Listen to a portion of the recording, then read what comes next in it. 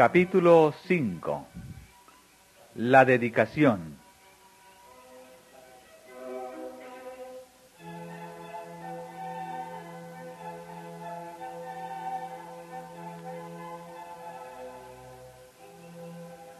Como 40 días después del nacimiento de Jesús, José y María le llevaron a Jerusalén para presentarle al Señor y ofrecer sacrificio.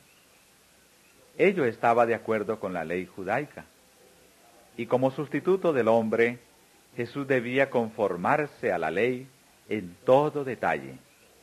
Ya había sido sometido al rito de la circuncisión en señal de su obediencia a la ley.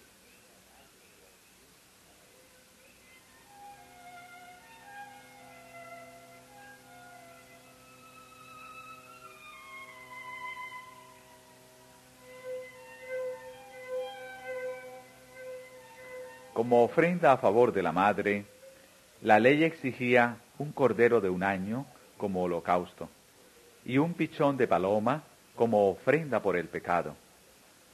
Pero la ley estatuía que si los padres eran demasiado pobres para traer un cordero, podía aceptarse un par de tórtolas o de pichones de palomas, uno para holocausto y el otro como ofrenda por el pecado.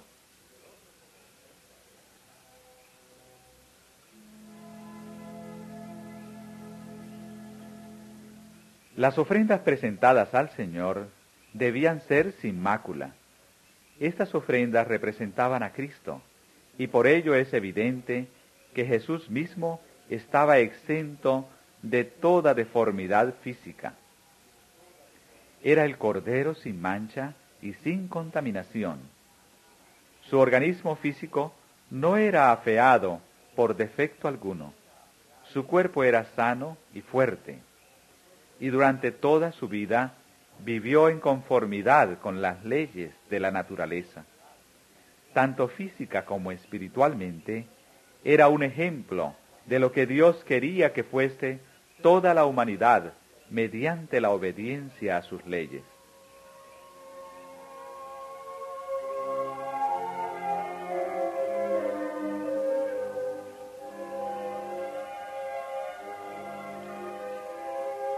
La dedicación de los primogénitos se remontaba a los primeros tiempos.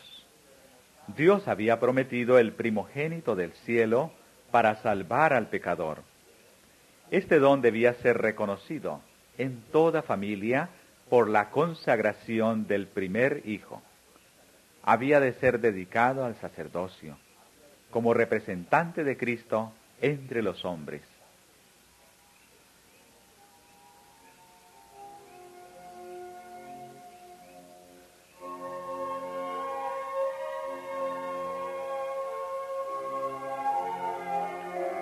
Cuando Israel fue librado de Egipto, la dedicación de los primogénitos fue ordenada de nuevo. Mientras los hijos de Israel servían a los egipcios, el Señor indicó a Moisés que fuera al rey de Egipto y le dijera: Jehová ha dicho así: Israel es mi hijo, mi primogénito. Ya te he dicho que dejes ir a mi hijo para que me sirva, mas no has querido dejarlo ir. He aquí yo voy a matar a tu hijo, tu primogénito.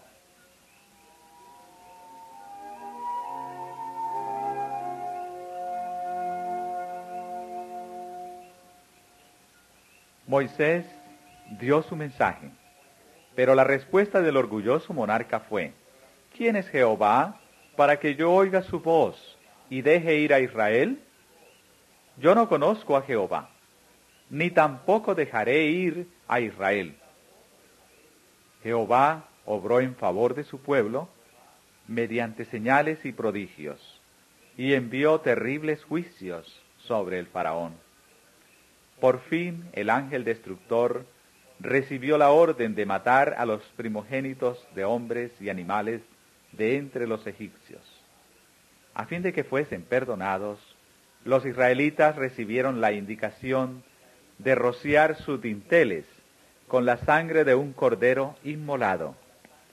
Cada casa había de ser señalada, a fin de que cuando pasase el ángel en su misión de muerte, omitiera los hogares de los israelitas.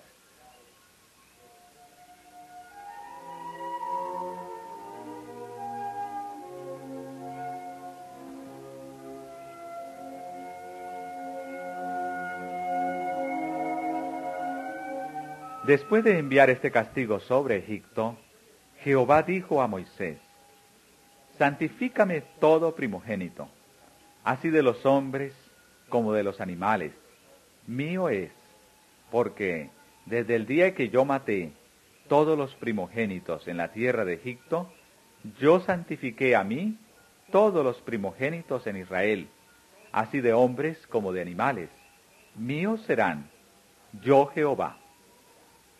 Una vez establecido el servicio del tabernáculo, el Señor eligió a la tribu de Leví en lugar de los primogénitos de todo Israel, para que sirviese en su santuario, pero debía seguir considerándose a los primogénitos como propiedad del Señor, y debían ser redimidos por rescate.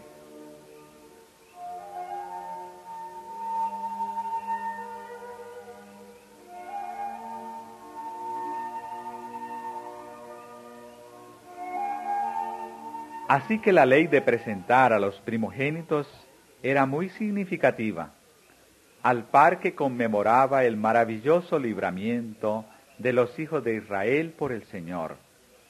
Prefiguraba una liberación mayor que realizaría el unigénito Hijo de Dios. Así como la sangre rociada sobre los dinteles había salvado a los primogénitos de Israel, tiene la sangre de Cristo poder para salvar al mundo.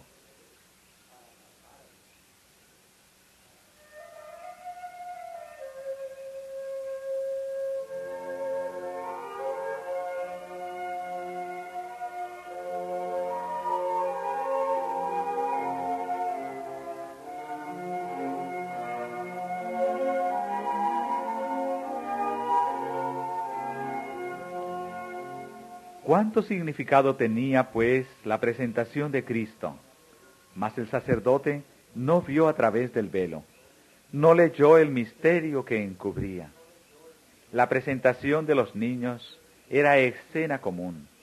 Día tras día, el sacerdote recibía el precio del rescate al ser presentados los niños a Jehová. Día tras día, cumplía con la rutina de su trabajo, casi sin prestar atención a padres o niños, a menos que notase algún indicio de riqueza o de alta posición social en los padres. José y María eran pobres, y cuando vinieron con el niño, el sacerdote no vio sino a un hombre y una mujer vestidos como los galileos, y con las ropas más humildes. No había en su aspecto nada que atrajese la atención, y presentaban tan solo la ofrenda de las clases más pobres.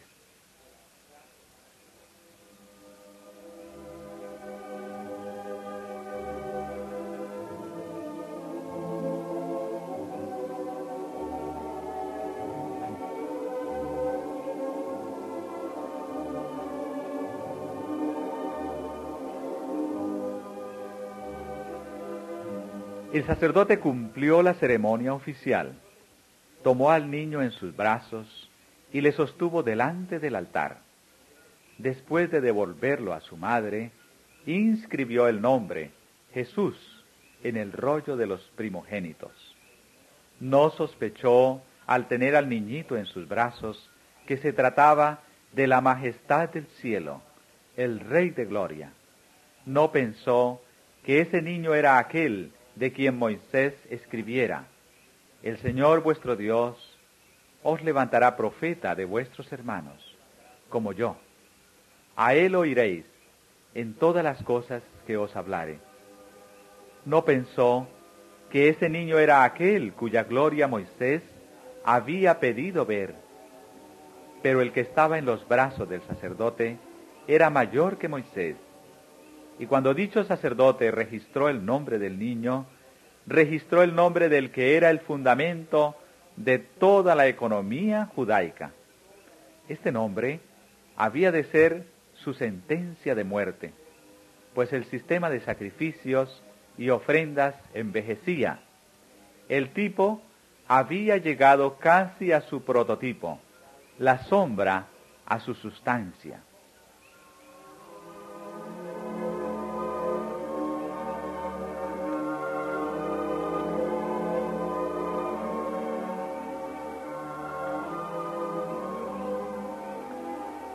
La presencia visible de Dios se había apartado del santuario, mas en el niño de Belén estaba velada la gloria ante la cual los ángeles se postran. Este niño inconsciente era la simiente prometida, señalada por el primer altar erigido ante la puerta del Edén. Era Shiloh, el pacificador. Era aquel que se presentara a Moisés como el yo soy. Era aquel que, en la columna de nube y de fuego, había guiado a Israel. Era aquel que de antiguo predijeran los videntes. Era el deseado de todas las gentes, la raíz, la posteridad de David, la brillante estrella de la mañana. El nombre de aquel niño impotente, inscrito en el registro de Israel como hermano nuestro, era la esperanza de la humanidad caída. El niño por quien se pagara el rescate era aquel que había de pagar la redención de los pecados del mundo entero. Era el verdadero gran sacerdote sobre la casa de Dios, la cabeza de un sacerdocio inmutable, el intercesor a la diestra de la majestad en las alturas.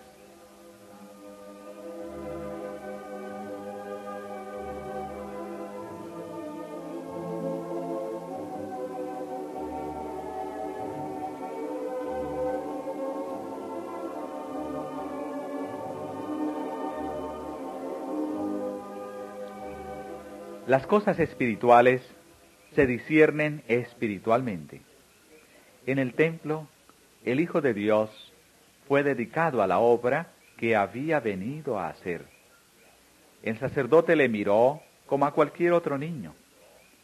Pero aunque él no vio ni sintió nada insólito, el acto de Dios al dar a su Hijo al mundo no pasó inadvertido. Esta ocasión no pasó sin algún reconocimiento del Cristo.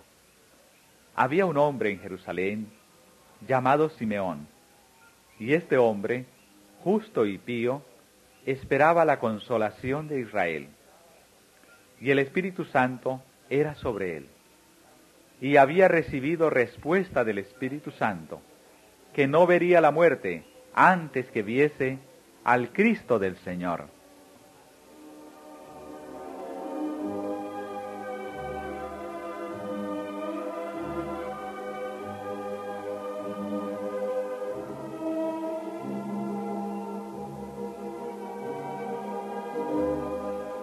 Al entrar Simeón en el templo, vio a una familia que presentaba a su primogénito al sacerdote.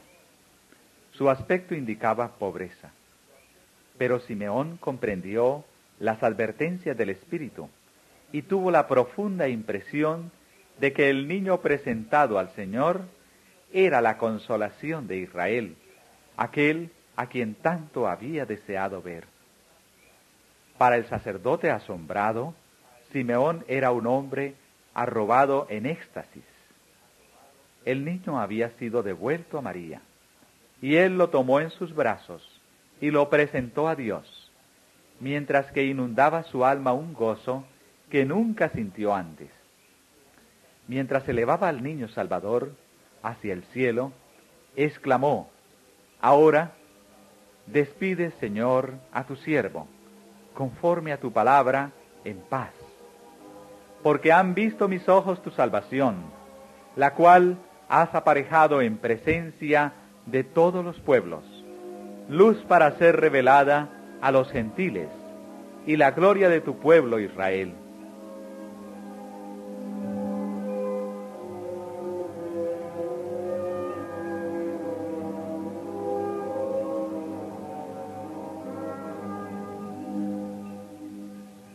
El espíritu de profecía estaba sobre este hombre de Dios.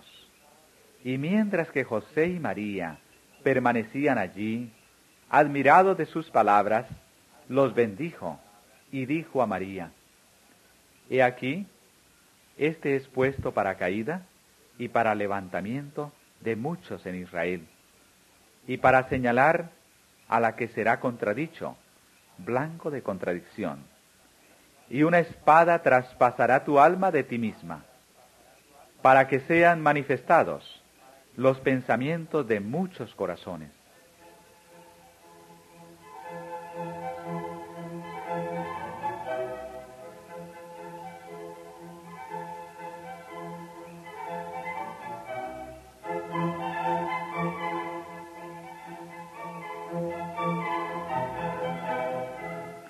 También Ana, la profetisa, vino y confirmó el testimonio de Simeón acerca de Cristo.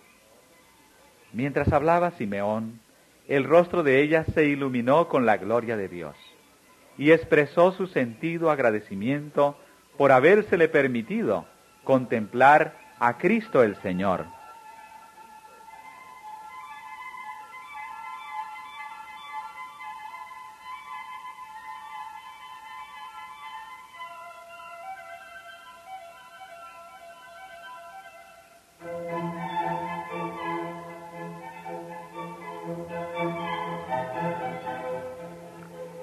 Estos humildes adoradores no habían estudiado las profecías en vano, pero los que ocupaban los puestos de gobernantes y sacerdotes en Israel, aunque habían tenido delante de sí los preciosos oráculos proféticos, no andaban en el camino del Señor, y sus ojos no estaban abiertos para contemplar la luz de la vida.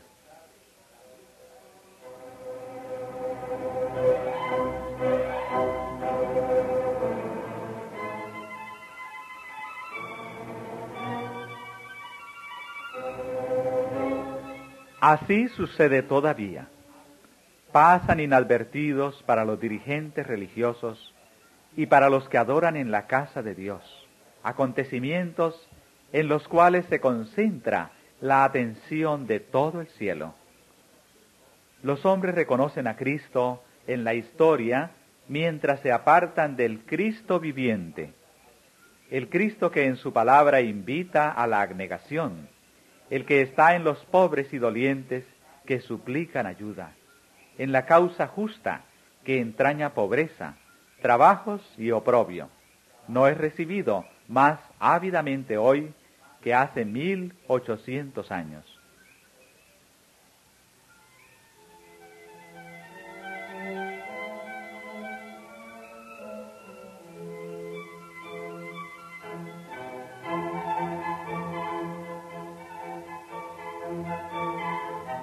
María reflexionó en la amplia y profunda profecía de Simeón, mientras miraba al niño que tenía en sus brazos y recordaba las palabras de los pastores de Belén. Rebosaba de gozo, agradecido y alegre esperanza. Las palabras de Simeón le recordaban las declaraciones proféticas de Isaías. Saldrá una vara del tronco de Isaí, y un vástago retoñará de sus raíces. Y reposará sobre él el espíritu de Jehová, espíritu de sabiduría y de inteligencia, espíritu de consejo y de fortaleza, espíritu de conocimiento y de temor a Jehová. Y será la justicia cinto de sus lomos, y la fidelidad ceñidor de sus riñones. El pueblo que andaba en tinieblas vio gran luz. Los que moraban en tierra de sombra de muerte, luz resplandeció sobre ellos. Porque un niño nos es nacido, hijo nos es dado, y el principado sobre sus hombros, y llamarás su nombre Admirable, Consejero, Dios fuerte, Padre eterno, Príncipe de paz.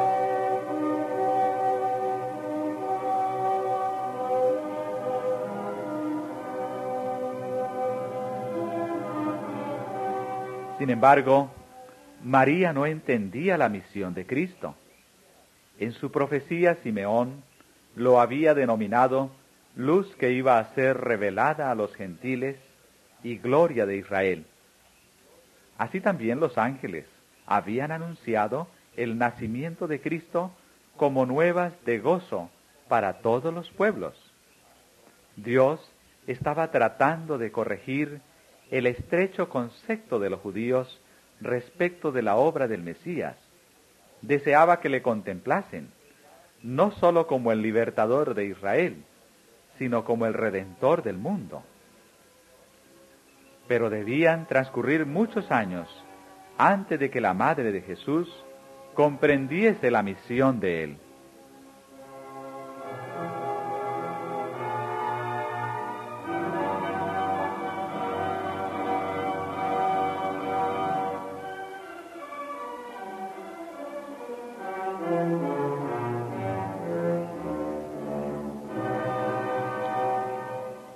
María esperaba el reinado del Mesías en el trono de David, pero no veía el bautismo de sufrimiento por cuyo medio debía ganarlo. Simeón reveló el hecho de que el Mesías no iba a encontrar una senda expedita por el mundo. En las palabras dirigidas a María, una espada traspasará tu alma, Dios, en su misericordia, dio a conocer a la madre de Jesús la angustia que por él ya había comenzado a sufrir.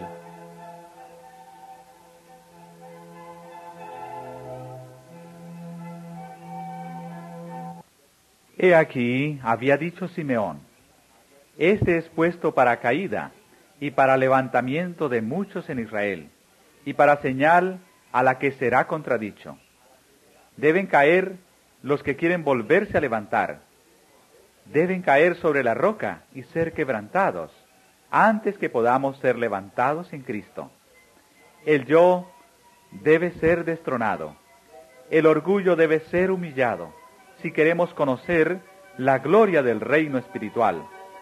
Los judíos no querían aceptar la honra que se alcanza por la humillación. Por lo tanto, no quisieron recibir a su Redentor. Fue una señal contradicha.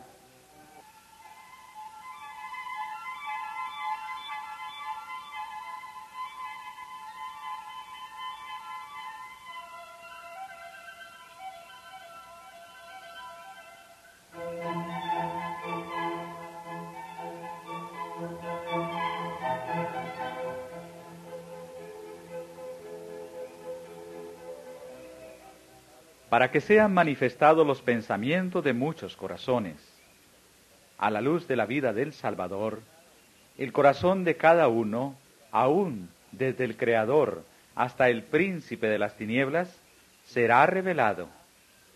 Satanás presentaba a Dios como un ser egoísta y opresor, que lo pedía todo y no daba nada, que exigía el servicio de sus criaturas para su propia gloria, sin hacer ningún sacrificio para su bien. Pero el don de Cristo revela el corazón del Padre. Testifica que los pensamientos de Dios hacia nosotros son pensamientos de paz y no de mal. Declara que aunque el odio que Dios siente por el pecado es tan fuerte como la muerte, su amor hacia el pecador es más fuerte que la muerte. Habiendo emprendido nuestra redención, no escatimará nada, por mucho que le cueste, de lo que sea necesario para la terminación de su obra. No se retiene ninguna verdad esencial para nuestra salvación. No se omite ningún milagro de misericordia. No se deja sin empleo ningún agente divino. Se acumula un favor sobre otro, una dádiva sobre otra. Todo el tesoro del cielo está abierto a aquellos a quienes Él trata de salvar. Habiendo reunido las riquezas del universo y abierto los recursos de la potencia infinita, lo entrega todo en las manos de Cristo y dice: todas estas cosas son para el hombre.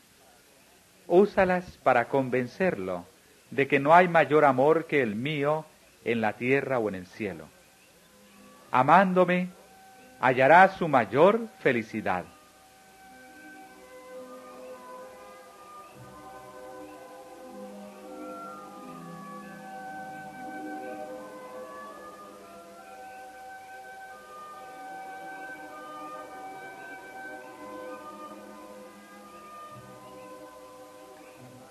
En la cruz del Calvario, el amor y el egoísmo se encontraron frente a frente. Allí fue hecha su manifestación culminante. Cristo había vivido tan solo para consolar y bendecir, y al darle muerte, Satanás manifestó la perversidad de su odio contra Dios. Hizo evidente que el propósito verdadero de su rebelión era destronar a Dios y destruir a aquel por quien el amor de Dios se manifestaba.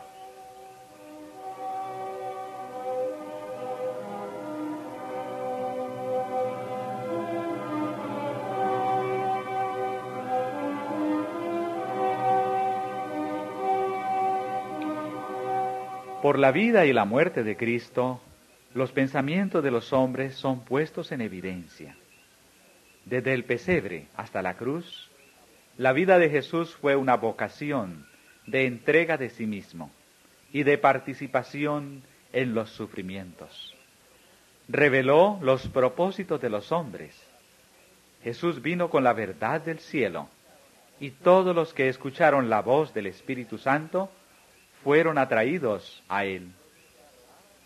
Los que se adoraban a sí mismos pertenecían al reino de Satanás.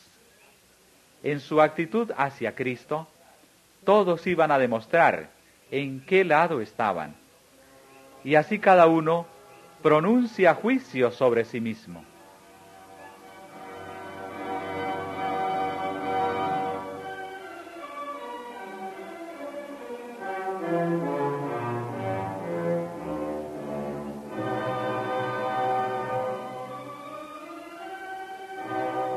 En el día del juicio final, cada alma perdida comprenderá la naturaleza de su propio rechazamiento de la verdad. Se presentará la cruz y toda mente que fue cegada por la transgresión verá su verdadero significado. Ante la visión del Calvario, con su víctima misteriosa, los pecadores quedarán condenados. Toda excusa mentirosa quedará anulada. La apostasía humana aparecerá en su odioso carácter. Los hombres verán lo que fue su elección. Toda cuestión de verdad y error en la larga controversia quedará entonces aclarada. A juicio del universo, Dios quedará libre de toda culpa por la existencia o continuación del mal. Se demostrará que los decretos divinos no son accesorios al pecado. No había defecto en el gobierno de Dios, ni causa de desafecto.